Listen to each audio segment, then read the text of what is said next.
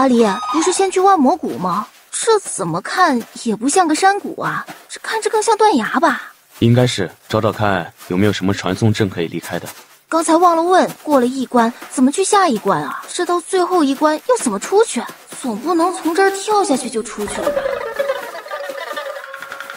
暖暖，你问问这里有没有什么传送阵之类的。顾暖立即问了旁边的石头。没有，这断崖上有3头很厉害的魔兽，但他们都没见过什么传送阵之类的。阿离，我们不会被坑了吧？我们先上去，不管怎么样，我们都进来了。两人爬上石山，两人想着要不要靠近，就见那凤鸟魔兽就直接飞了过来，停在两人面前。你们是何人？怎么来的断崖？请问这有传送阵出去吗？你觉得可能有吗？如果有，本座还会被困在这里。一周那臭小子骗我们，这根本就是有进无出嘛！一周，臭小子，你们认识一周？不认识，只见过一次，然后就让他骗进来了。你真的不知道怎么出去啊？凤鸟白了他一眼，转身就走。暖暖，我们围着这断崖看看吧。这断崖不大，走了没多久，两人又回到最初的地方。阿离，我们这真是一个空间套一个空间啊！这深渊应该是天地自行而成，这个空间应该也是。继续盯着不远处的白云看，突然伸手一碰，发现这还是真被禁制隔离的。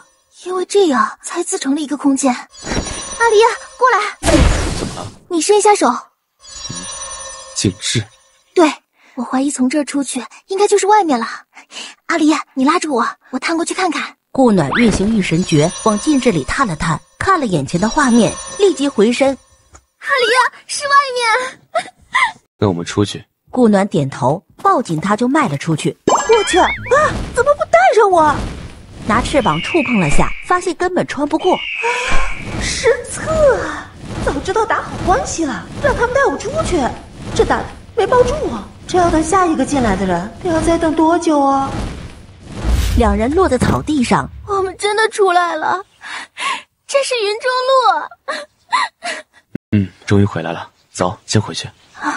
对，赶紧回去，我要看看小暖溪。两人直接回到了归虚宫。顾暖一进归虚宫就展开了神识，将归虚宫内所有人都唤了出来。师尊，您终于回来啦！小优不错呀，已是合灵期了。松开孤楚幽，小白就跳进了他怀里。小白，你怎么还是这么点儿大呀？小白立即跳了下去，直接变大了。好，我们小白也长大了，会变小一点。恭迎师尊师母归来，起来吧。雪容抱着宫暖溪赶过来的时候，两个人的眼睛都看着他怀里的孩子。小暖溪，我是娘，娘抱抱。